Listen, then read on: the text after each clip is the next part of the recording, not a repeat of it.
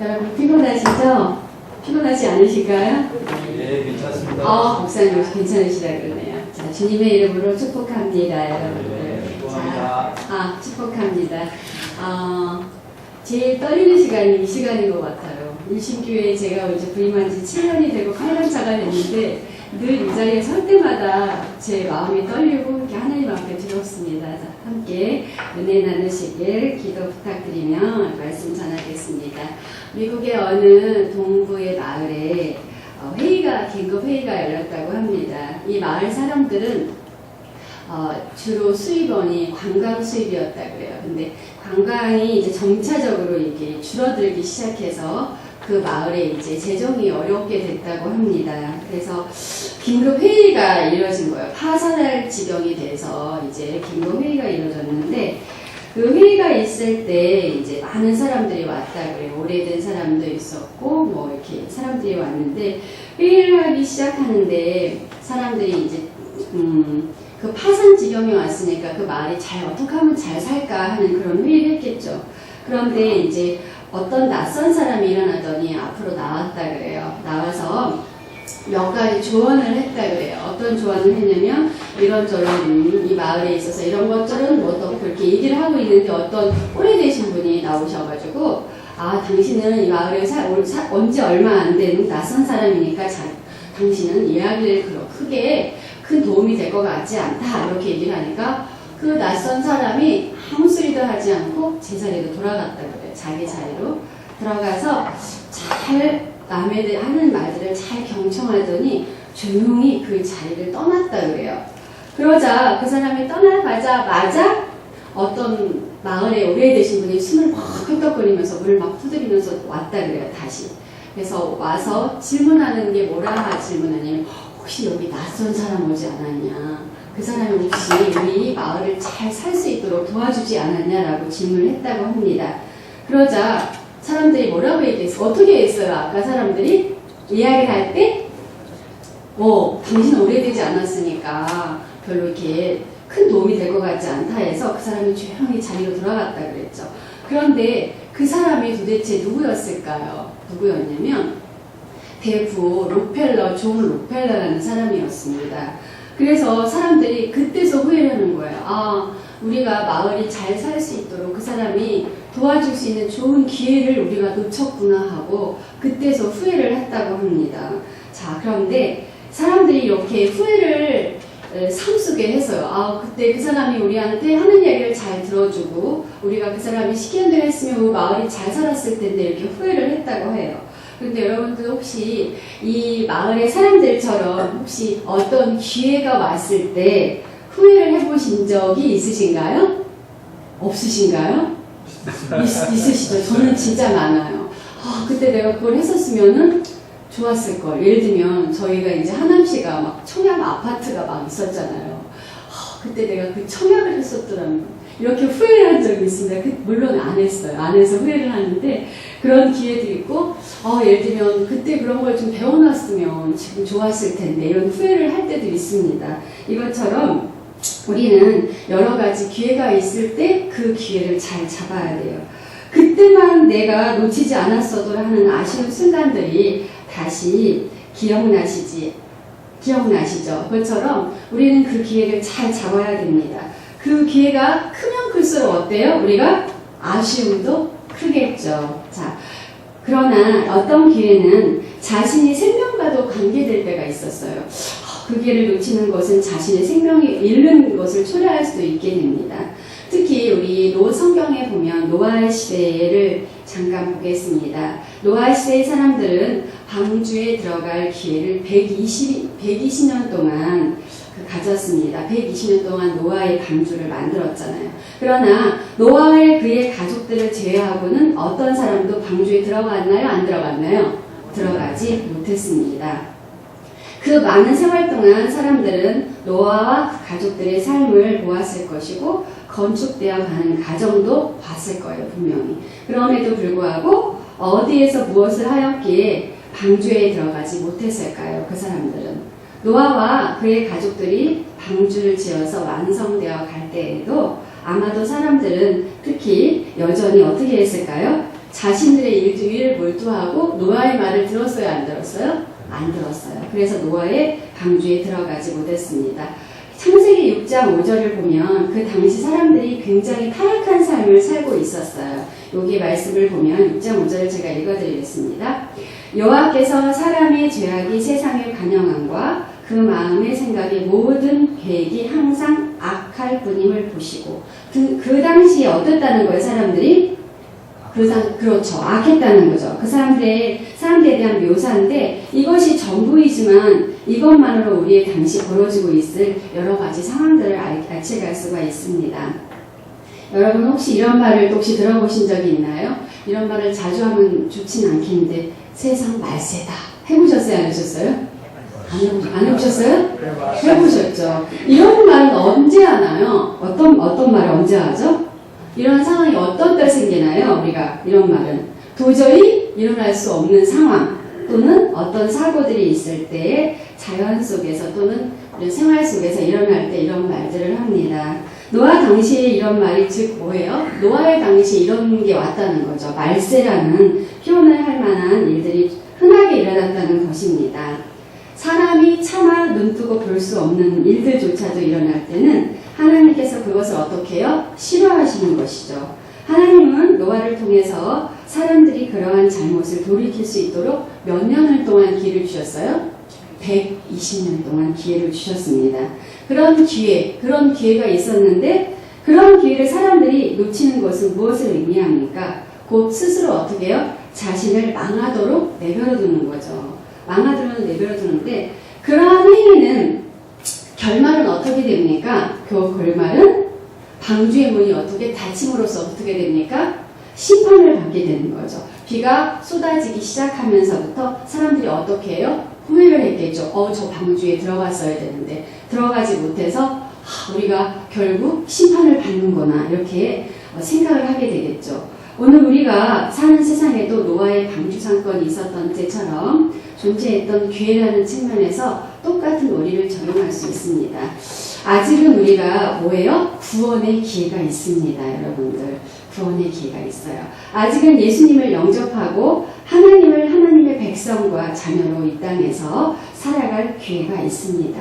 지금 나의 삶에 있어서 가장 소중한 것이 무엇입니까? 여러분의 가장 소중한 것이 무엇입니까? 없으세요? 소중한 거?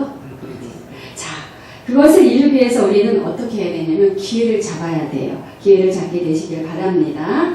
정말 바라던 것이 이루어지길 바랍니다, 여러분들. 정말 원하는 가정, 아름다운 가정이 되시길 바랍니다, 여러분들. 이것을 위해서 우리는 기회를 잘 활용해야 합니다. 기회를 놓치면 안 되겠죠. 하지만 우리가 꼭 잡고 놓치지 말아야 할 기회가 있어요. 어떤 기회냐? 바로 구원의 기회입니다. 어떤 기회라고요? 구원의 기회. 다른 기회들은 놓치면 실망스럽고 또 생활에 좀 불편함을 있지만 영원히 그것을 지속되지는 않습니다. 하지만 구원의 기회는 놓치면 어떻게 해요? 좀 불편하고 실망스러운 정도가 아니라 뭐예요?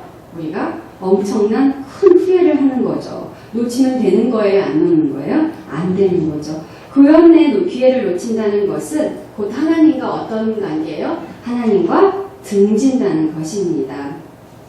자, 우리 오늘의 말씀을 한번 잠깐 읽어보겠습니다. 아까 우리 읽었던 말씀 이사야 55장 6절에서 7절의 말씀입니다. 다 같이 한번 읽어보시겠습니다.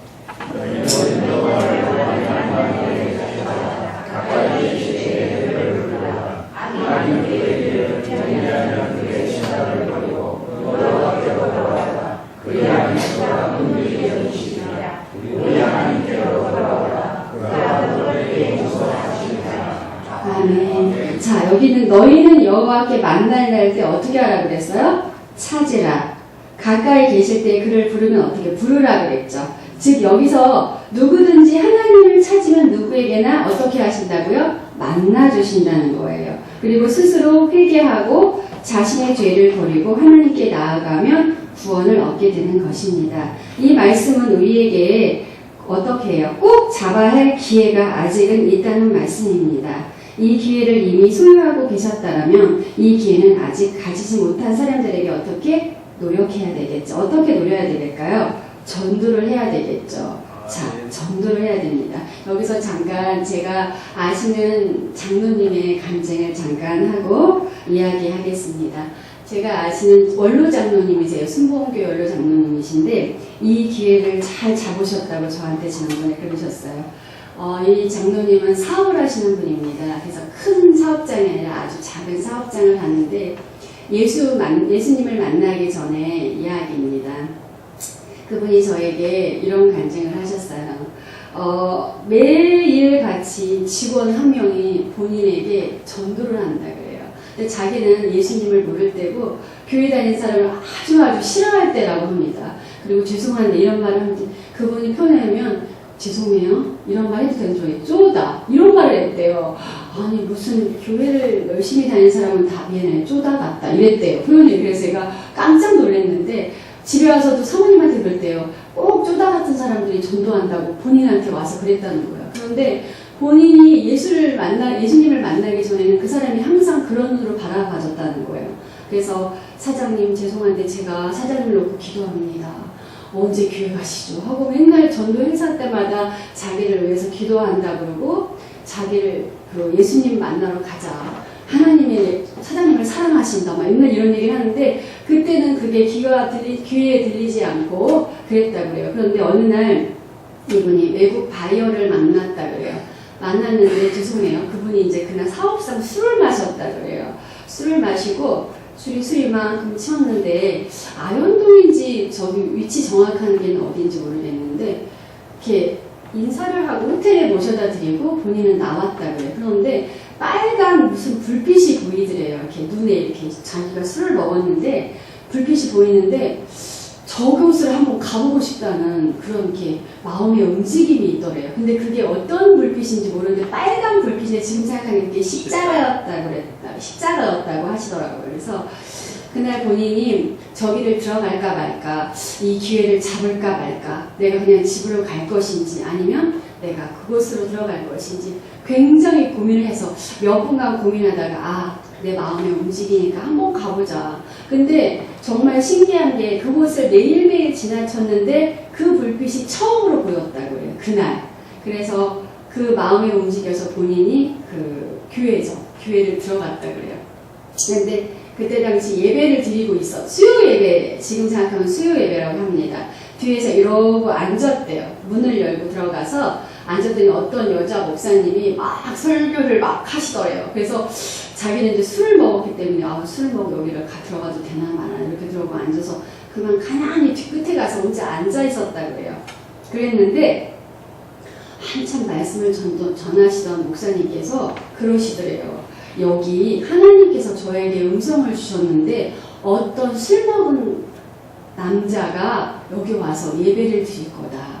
그 사람을 놓고 기도해라. 이런 뭘 하시더래요. 그러면서 그날 자기 마음에 너무 움직임을 줬다는 거예요. 그 목사님이 하시는 말씀이 다 누구 얘기예요? 자기한테 들으라는 얘기로 다 들리대요. 그래서 자기가 저 얘기 나한테 하는 얘기다. 저 얘기 나한테 하는 얘기다. 목사님의 설교가 그분의 마음을 움직인 거죠. 그런데 마지막에 그런 얘기를 하시더래요. 목사님이.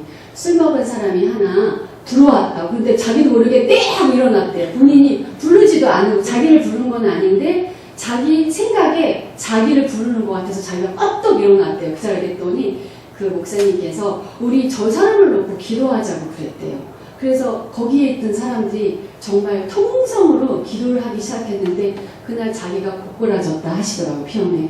일어나 보니까 땀이 범벅이고 콧물 막 이렇게 와이스가 다 젖을 만큼의 눈물을 흘리면서 자기가 그러고 있더래요. 그래서 그날 이후로 자기가 교회를 가기 시작했다고 합니다. 근데 그 얘기를 하시면서 그거는 바로 그날 자기 생각을 했대요.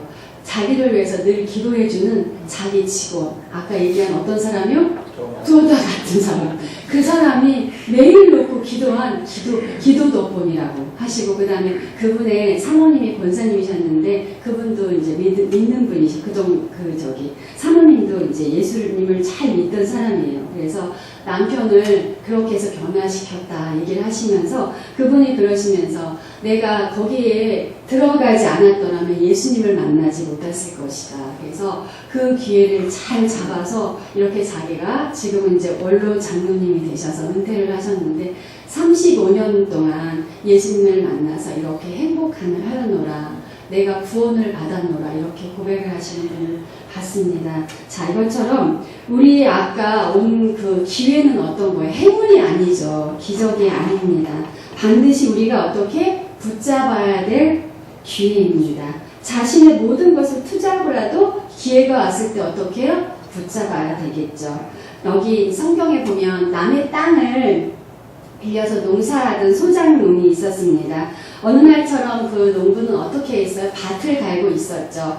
밭을 갈고 있었는데 다른 날보다 어떻게 해요? 소리가 이상한 소리가 들리는 거예요. 자, 그래서 멈춰서 그 땅을 계속 파기 시작했습니다. 그랬더니 그곳에 뭐가 있었나요? 진주 보물. 자, 맞아요. 진주와 다양한 보물들이 있었습니다. 그런데 그 순간 그 농부는 걱정이 되었어요. 이걸 어떻게 할까? 너무 기쁘기도 하고 한편은 어떻게 해요? 걱정도 되겠죠. 주인한테 얘기해야 되나? 얘를 어떻게 되나? 여러분 같으면 어떻게 하시지? 주인한테 얘기하시겠어요? 안 하시죠? 예, 맞아요. 안 하셨어요, 이분도. 그래서 이분이 이제 막 걱정, 주인한테 얘기를 해야 되나? 내가 이걸 어떻게 할까? 고민하다 어떻게 했을까요? 자기가 갖고 있던 모든 재산을 어떻게 해요? 모두 팔았어요. 소작농을 해서 모은 집도 팔고 여러 가지를 팔아서 전 재산을 팔아서 무엇을 샀습니까? 땅을 샀습니다. 그 농부 주인의 땅을 삽니다. 그래서 이 사람은 어떻게 됐어요? 나중에 더 큰 부자가 되었어요. 이 사람은 어떤 기회를 잡은 거예요? 그거를 기회를 잡았나요? 안 잡았나요? 잡았죠. 자, 그래서 이 농부는 아주 큰 부자가 되었어요. 그런데 이것처럼 여러분들도 아마 아까 이게 분명 주인한테 얘기하지 않고 그 기회를 잡았을 것이다 얘기했죠. 그것처럼 하나님은 아직 저와 여러분에게 기회를 주고 계십니다. 어떤 기회를 주실까요? 아직은 구원의 문을 우리가 가지고 있는 주님이 우리를 위해서 죄 가운데 구원해 준 구원의 문을 열어두셨고 아직은 누구든지 올 수 있습니다. 그리고 누구든지 회개하면 어떻게 아까 말씀처럼 주님께서 받아주신다 그랬어요. 회개하고 예수님을 믿으면 하나님의 백성으로 하나님의 자녀로서 신분을 어떻게 해요? 회복시켜 주십니다. 그런데 주님이 문을 닫으시면 그 문은 열리지가 않아요. 문이 닫히면 기회도 영원히 닫히고 마는 것입니다. 여러분, 아직 문이 열려 있을 때 우리는 어떻게 해야 됩니까? 들어가야 됩니다. 문이 아직 열려 있을 때 더 많은 사람을 어떻게 해야 돼요? 인도해야 돼요. 누구 앞으로? 하나님 앞으로 인도해야 합니다. 이것이 바로 뭐예요? 전도죠. 그래서 우리는 입술을 열어서 전도를 해야 됩니다. 하나님은 이 일을 원하십니다. 자, 전도는 뭐예요? 사명입니다. 하나님 주신 명령입니다. 그리고 바로 영혼 구원이 전도입니다. 전도했을 때 우리가 그 기회가 왔을 때 어떻게 해야 될까요? 기회를 잘 잡고 기회를 놓치지 않는 여러분과 제가 되길 바랍니다. 다 같이 한번 따라해 보실까요? 여러분, 옆에 분한테 여러분, 기회를 잡읍시다. 전도의 기회를 잡읍시다. 영혼 구원은 하나님이 기뻐하시는 일입니다. 여러분, 기회를 잡으세요. 기회를 잡으시고 영혼 구원은 하나님이 기뻐하시는 일입니다. 다 같이 기도하시겠습니다.